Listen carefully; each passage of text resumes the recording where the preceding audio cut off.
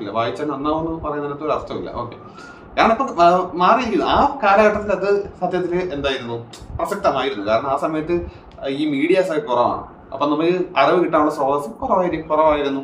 പക്ഷെ അതുകൊണ്ടാണ് ആ സമയത്ത് വായിക്കണം എന്ന് പറയുന്നത്. ആ സമയത്ത് ന്യൂസ് പേപ്പർ ആണെങ്കിലും പുസ്തകങ്ങളാണെങ്കിലും അതൊക്കെയാണ് തോന്നി മീഡിയസ് ആളുകളിലേക്ക് ഈ ഓതേഴ്സിന് എത്താനുള്ള മീഡിയസ് അതൊക്കെയായിരുന്നു. വേറെ സ്രോതസ്സുകളൊക്കെ കുറവാണ്. ഓക്കെ, പക്ഷെ ഇപ്പം അങ്ങനെയല്ല. ഇൻസ്റ്റാഗ്രാമോ ഫേസ്ബുക്കോ യൂട്യൂബിനകത്ത് ഇഷ്ടം പോലെ ഉണ്ട് അല്ലേ. ഷോർട്സ് കണ്ടാലും മതി, കുറെ അറിവുകൾ കിട്ടും എന്തൊക്കെയാണ് നടക്കുന്നത് എന്നുള്ളത്. ഓക്കെ, അതിന് നമ്മളുടെ ചുറ്റുവട്ടത്താണെന്നുണ്ടെങ്കിലും നമ്മുടെ ജില്ലയാണെങ്കിലും സംസ്ഥാനമാണെങ്കിലും ഇനി ഇന്ത്യ ആണെങ്കിലും പുറം ഈ ഗ്ലോബലി ആണെന്നുണ്ടെങ്കിലും എല്ലാം നമുക്ക് എന്ത് ചെയ്യാൻ പറ്റും, നമുക്ക് ഈ സോഷ്യൽ മീഡിയ നോക്കുന്ന വഴി തന്നെ ഐഡിയ കിട്ടും.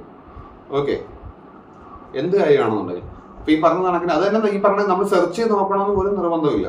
ജസ്റ്റ് നമ്മൾ സിംപ്ലി സ്ക്രോൾ ചെയ്യുമ്പോൾ തന്നെ നമുക്ക് ഒരുപാട് ന്യൂസ് കണ്ടന്റ് നമ്മൾ അറിയാതെ തന്നെ നമുക്ക് കിട്ടും. ട്രോളിന്റെ രൂപയാണായിരിക്കാം, അതും കൂടെ ഉണ്ട്. ഇപ്പൊ ട്രോളൊക്കെ പറയുമ്പോൾ അത് മീൻസ് ഓഫ് കമ്മ്യൂണിക്കേഷൻ